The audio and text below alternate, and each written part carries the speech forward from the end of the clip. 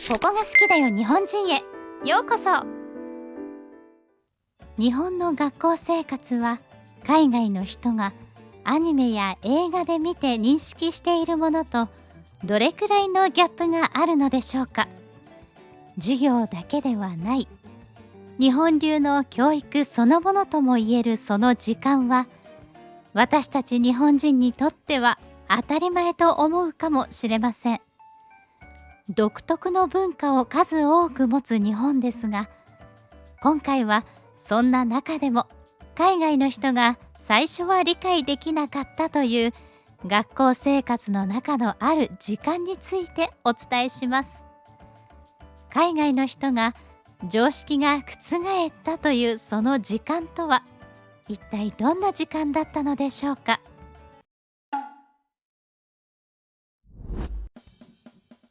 こんにちは。俺はノア。ロンドン出身の19歳だ。小さい頃から父親の仕事の関係でいろんな国へ行く機会があったんだ。学校を休んで父親の出張先について行ってみたり、長期の休みには父親の出張先に長期で滞在したりと、かなり自由な学生生活を送っていた。僕はそんな生活をとっても気に入っていて、将来は父親のように世界中を渡り歩けるような仕事に就きたいと思っているんだ。こんな素晴らしく自由な俺を容認してくれる両親には心から感謝しているよ。だが中学を卒業する少し前、そんな俺に父親から衝撃のニュースが伝えられたんだ。それは日本に転勤になった、家族で日本に住むぞというものだったんだ。今までとは違う転勤という言葉に俺は動揺した。だって父親の出張中に少し滞在するのとそこに住むのではわけが違うと思ったんだ。その国を好きになれなければゲームオーバーだ。そこでの生活は退屈なものになるに違いないからな。しかも俺は日本の高校へ入学することが決まっていたんだ。せめてインターナショナルスクールやホームスクーリングをと思ったが、なぜか父親が普通の日本の高校にすると言って聞かなかった。それだけで俺は絶望した。日本語なんてほとんど知らないんだぜ。唯一知ってるのは忍者とか侍くらいなもんだ。そんな状態でクラスメイトと仲良くなって楽しい高校生活が送れるとは到底思えなかった。授業だってきっとついていけない。落ちこぼれて友達もできず、寂しく一人でランチをするのがオチさ。今まであれだけ自由にさせてくれていた父親の頑くなな態度にもイラついたぜ。しかも自慢するように、俺みたいになりたかったら日本での苦労を余裕で楽しめるくらいの器がないと仕事なんてやっていけないぞなんて言うんだぜ。俺はますますイライラして、それから3日くらい父親と口を聞いてやらなかった。すると4日目の朝に俺の部屋の前に大量の漫画が置かれていた。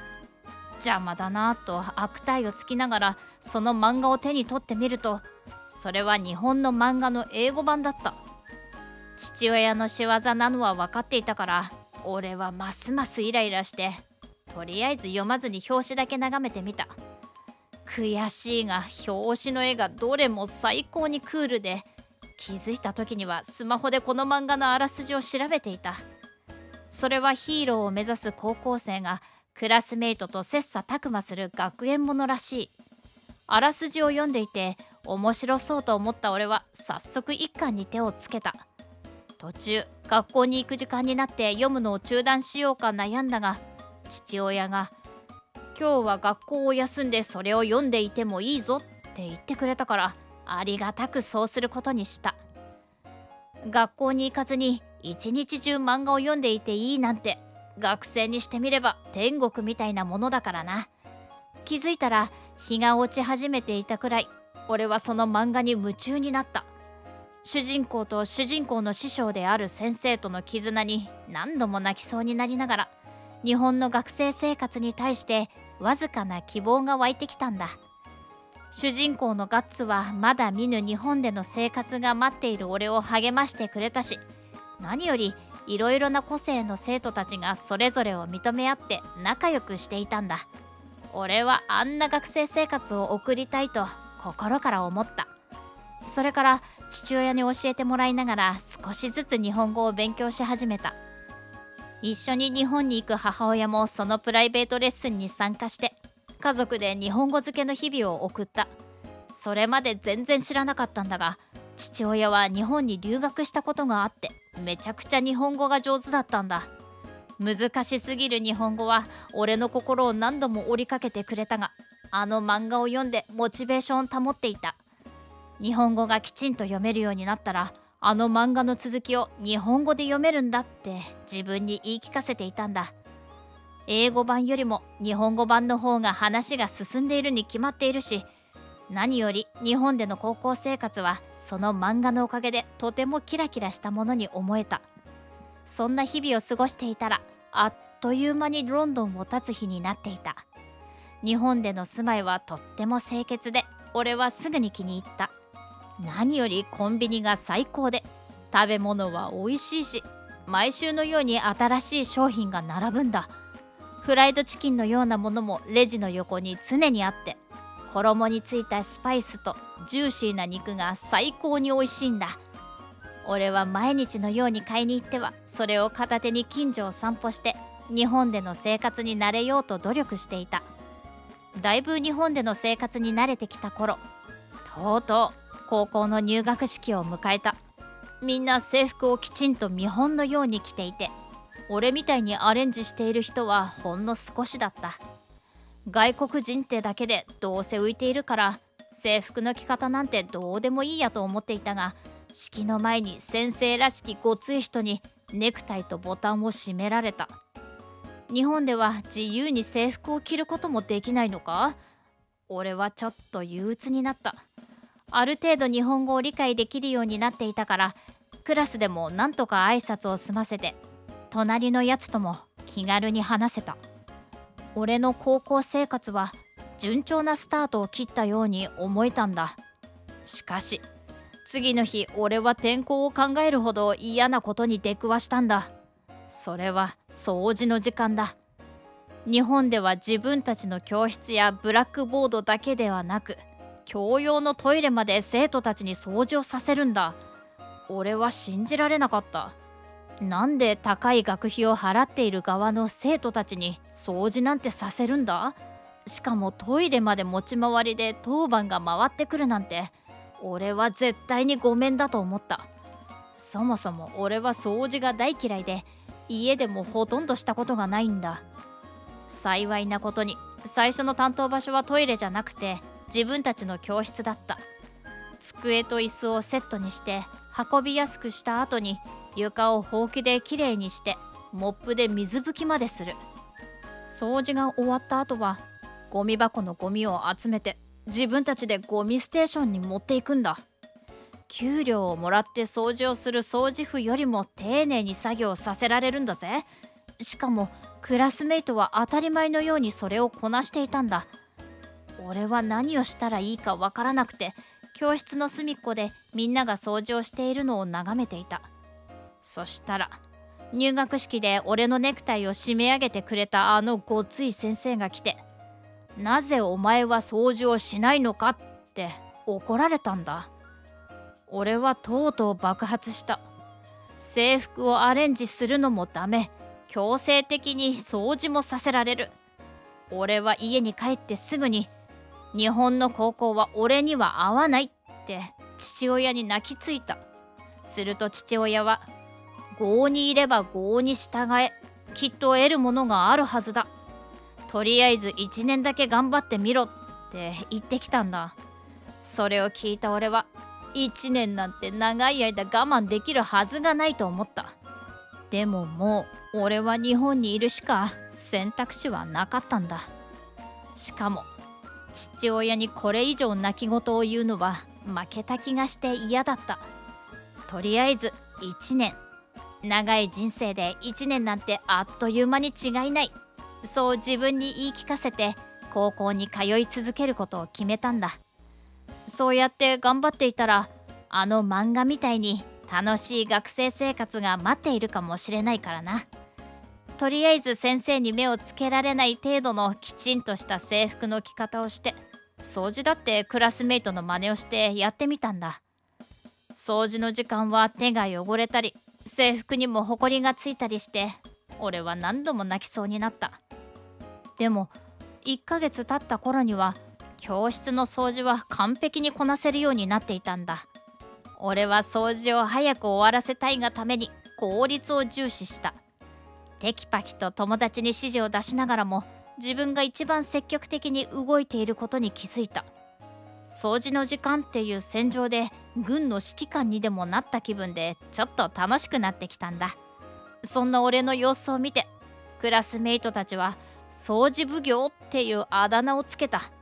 指示は出すが、自分が一番働いている自負があったから、俺はいい意味でそのあだ名を捉えた。実際クラスメイトたちもそうだったらしく、俺は掃除時間以外でも何かと頼られる存在になったんだ。特に可愛い女の子に頼りにされた時なんかは、心の中でガッツポーズをしたね。そしてついに俺にもトイレ掃除の当番が回ってきた。俺は掃除奉行としての自分をキープするために積極的に取り組んだ。そりゃ最初は嫌だったし、当番初日なんか朝から今日は学校を休もうかなと思ったくらいだった。でも初日の掃除が終わった後、トイレに入ってきた他のクラスの生徒が今日めっちゃトイレきれいじゃねって言っていたんだ。嬉しかった。人生でこんなに嬉しい言葉を聞いたのは初めてだったし、何とも言えないすがすがしい気持ちになったんだ。俺はやってよかったと心から思った。それからというもの、俺はトイレをただ掃除するだけじゃなく、花を飾ってみたり、きれいに使ってもらえるようにポスターを飾ったりしたんだ。俺は絵やデザインが好きだったから、パソコンでイケてるポスターを制作した。そのポスターがアメコミ風で最高にかっこいいって校内で話題になって、ますますやる気が出た。変な話だが、人生で一番トイレについて考えていた1ヶ月だったな。他の場所も当番で回ってきたが、何の問題もなくこなしていった。1年が終わる頃には、俺は掃除をした後のすがすがしさの虜になっていて、なんと家でも掃除をするようになっていた。母親は家でもトイレ掃除をする俺の姿を見て涙を流していたよ。後から聞いた話だが、実は父親も俺が掃除する姿を見て涙ぐんでいたらしい。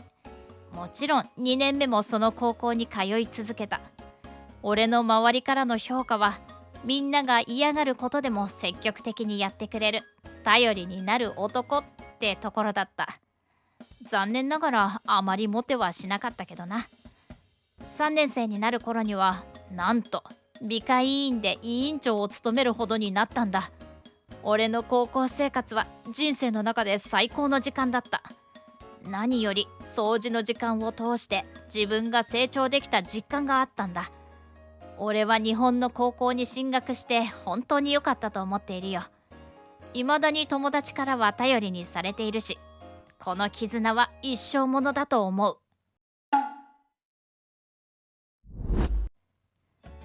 イギリスの学校では、掃除は始業前に掃除婦がしてくれます。給食当番もなく、学校給食はビュッフェスタイルの食堂が主流です。そう考えると、日本の学生生活は強いられるものが多いように思えますが、きっとそこから学ぶものもあるはずです。いろいろな教育方法を互いに認め合い、海外の人たちと自分の学生生活を共有してみるのも面白いかもしれませんね。最後までご視聴いただきましてありがとうございました。視聴者の皆様のご意見、ご感想をコメント欄までお寄せください。もしよろしければ高評価やシェアしていただけると嬉しいです。それではまた次回の動画をお楽しみに。